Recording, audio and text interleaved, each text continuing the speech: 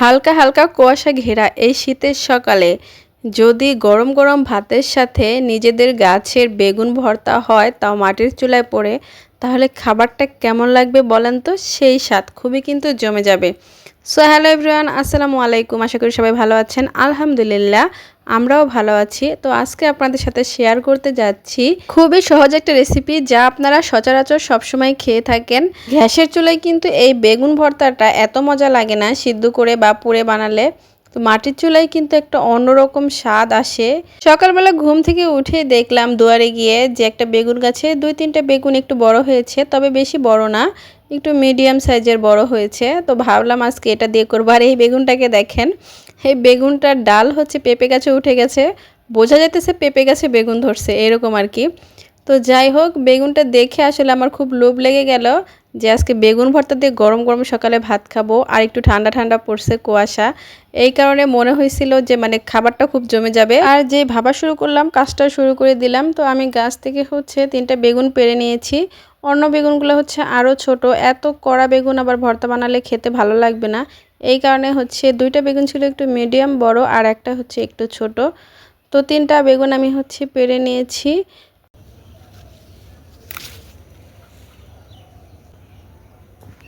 এখন আমি এই বেগুনগুলোকে ধুয়ে নেব পানি দিয়ে। যেহেতু পরে আর বেগুনগুলো ধোয়া হবে না, এই কারণে আগেই হচ্ছে আমি বেগুনগুলো ধুয়ে নিতেছি পানি দিয়ে।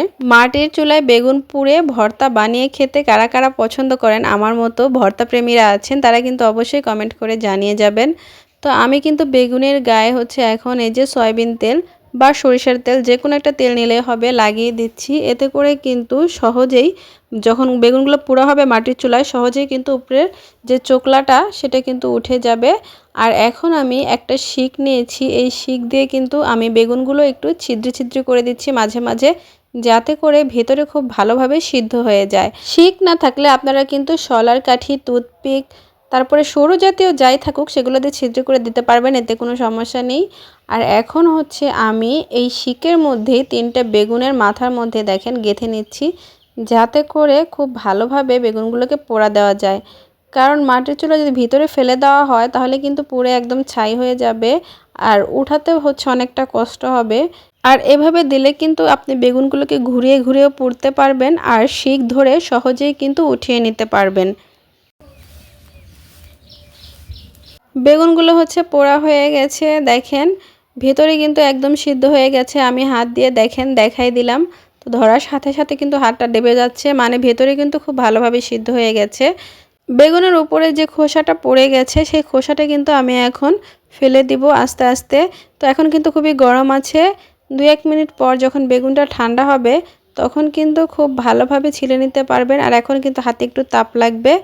তো আমি কিন্তু দেখেন কিভাবে ছালগুলো ফেলে দিচ্ছি, হাত দিয়ে ধরলেই কিন্তু উপরে যে ছাল আছে সেটা কিন্তু খুব সুন্দরভাবে ফেলা যাচ্ছে। কারণ তেল দিলে কিন্তু সহজ ফেলা, এতে করে কিন্তু সহজেই হচ্ছে চুকলাটা উঠে আসে, হাত দিয়ে যখন টান দিবেন সহজেই উঠে আসবে। তো দেখেন এভাবে করে কিন্তু আমি 3টি বেগুনই পরিষ্কার করে নিয়েছি। আমার ঘরে হচ্ছে ধনেপাতা নেই, কিন্তু বিলাতি সজ পাতা আছে। যারা আমরা গ্রামে থাকি তারা অবশ্যই চিনে থাকবেন বেশিরভাগ, তবে এটা এখন সচরাচর সব জায়গায় বাজারে পাওয়া যায় গাছসহ। তো আমরা যারা গ্রামে থাকি তাদের বাড়িতে, সবার বাড়িতেই কম বেশি হচ্ছে এই গাছটা থাকে। এখান থেকে আমি কয়েকটা ধনেপাতা নিয়ে নিলাম, এটাকে আমরা বিলাতি সজ পাতা বলি। এই ধনেপাতা কিন্তু যে কোনো ভর্তায় দিলে ভর্তার টেস্ট দ্বিগুণ বেড়ে যায়, এই কারণে হচ্ছে আমি এটা দিলাম। যেহেতু আমার ঘরে হচ্ছে ধনেপাতা নেই তাই আমি বিলাতি সজ পাতাটাই দিব। তো এখন আমি দেখেন বেগুনের যে উপরের ডাঁটাগুলো ছিল সেই ডাঁটাগুলো কিন্তু আমি ফেলে দিচ্ছি ছুরির সাহায্যে। আর এগুলোকে ফেলে আমি এই বেগুনগুলোকে কিন্তু ঝুরি ঝুরি করে কেটে নেব। তো আপনারা চাইলে কিন্তু এটা বটির সাহায্যেও করতে পারেন। বেগুনগুলো ছোট ছোট করে কেটে নিলে কিন্তু ভর্তাটা করতে ভালো হবে। এই পর্যন্ত ভিডিওটা দেখতে দেখতে যারা একটি লাইক দিতে ভুলে গেছেন অবশ্যই একটি লাইক দিয়ে দিবেন। আর ভিডিওটা যদি আপনাদের কাছে এতটুকু হলে ভালো লাগে অবশ্যই লাইক, কমেন্ট, শেয়ার এবং সাবস্ক্রাইব করে আমার পাশেই থাকবেন। পাশে থাকা বেল আইকনটি বাজিয়ে দিতে পারেন, এতে করে কিন্তু আমার নতুন নতুন ভিডিওগুলো আপনাদের সামনে যাবে। আর যদি আমার ভিডিও আপনাদের কাছে ভালো লাগে তাহলে অবশ্যই আমার এই চ্যানেলটি ঘুরে আসতে পারেন। তো দেখেন এদিক দিয়ে কিন্তু আমি বেগুনগুলো সব ছুরি দিয়ে ছোট ছোট করে কেটে নিয়েছি। আর এখন আমি এই যে ধনেপাতাগুলো এগুলোকেও একদম ঝুরি ঝুরি করে ছুরির সাহায্যে কেটে নেব। আপনারা কিন্তু এগুলো বটিতেও করতে পারবেন, কোনো সমস্যা নেই। আর আমি হচ্ছি 2টা পেঁয়াজ কেটে নিয়েছি গোল গোল করে। আমার যে কোনো ভর্তা বলেন, আলু, বেগুন, সিম যে ভর্তা বলেন না কেন, পেঁয়াজটা গোল করে কাটলে মনে হয় যেন মানে ভর্তাটা খেতে বেশি ভালো লাগে। এই কারণে হচ্ছে আমি পেঁয়াজটাকে গোল গোল করে কেটে নিয়েছি ঝুরি ঝুরি করে অফ ক্যামেরাতেই। আর হচ্ছে 6 থেকে 7টা শুকনা মরিচ আমি ভেজে নিয়েছি তেলে। অনেকে হচ্ছে খোলা কড়াইয়েও ভাজে, তবে খোলা কড়াইয়ে আমার শুকনা মরিচ ভাজলে খেতে একদমই ভালো লাগে না। এটা আসলে যার যার রুচি। আমি সবসময় একটু তেলেই ভাজি, হয় সয়াবিন তেল না হয় সরিষার তেল। তো আমি যেগুলোকে ভেজে নিয়েছি, আর ভেজে কিন্তু সাথে সাথে ডলা দিবেন না, তাহলে কিন্তু মচমচা থাকে না। আপনি যদি শুকনো মরিচ একটু ভেজে 2-3 মিনিট রাখেন, 5 মিনিট এরকম রাখেন, তাহলে দেখবেন সেই মরিচটা কিন্তু একদম মচমচা হয়ে যায়। তো আমার মরিচগুলো কিন্তু একদম মচমচা হয়ে গেছে। আমি এখন খুব ভালোভাবে মরিচগুলোকে ভেঙে নিব হাতের সাহায্যে।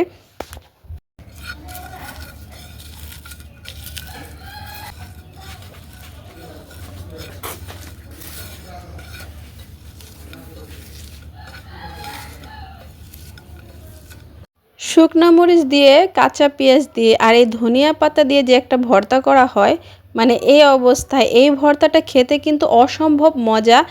এই শুকনা মরিচ, তারপরে হচ্ছে পেঁয়াজ, কাঁচা পেঁয়াজ, ধনেপাতা, সাথে হচ্ছে একটু সরিষার তেল দিলে গরম গরম ভাতের সাথে আমি হচ্ছে 2 প্লেট ভাত অনায়াসে খেয়ে ফেলতে পারি। অসম্ভব মজার একটা ভর্তা। এটা কিন্তু মাছ, মাংস সব কিছুকে হার মানায়। দেখবেন কিছুদিন পর পর আমাদের মুখে রুচি কমে যায়, ভাত খেতে ইচ্ছে করে না, তখন কিন্তু এই ভর্তাটা বানায় খাইলে আমার মুখে খাওয়ার রুচি দ্বিগুণ বেড়ে যায়, এমন হয়। তো যাই হোক, আপনাদের সাথে কথা বলতে বলতে কিন্তু আমার এই যে মরিচ, তারপরে পেঁয়াজ সব কিছু ডলা হয়ে গেছে। আর এখন আমি যে বেগুনগুলো ছোট ছোট ঝুড়ি ঝুড়ি করে কেটে রাখছিলাম, এইগুলোকে পেঁয়াজ ডলার সাথে খুব ভালোভাবে কিন্তু হাত দিয়ে মাখিয়ে নিব।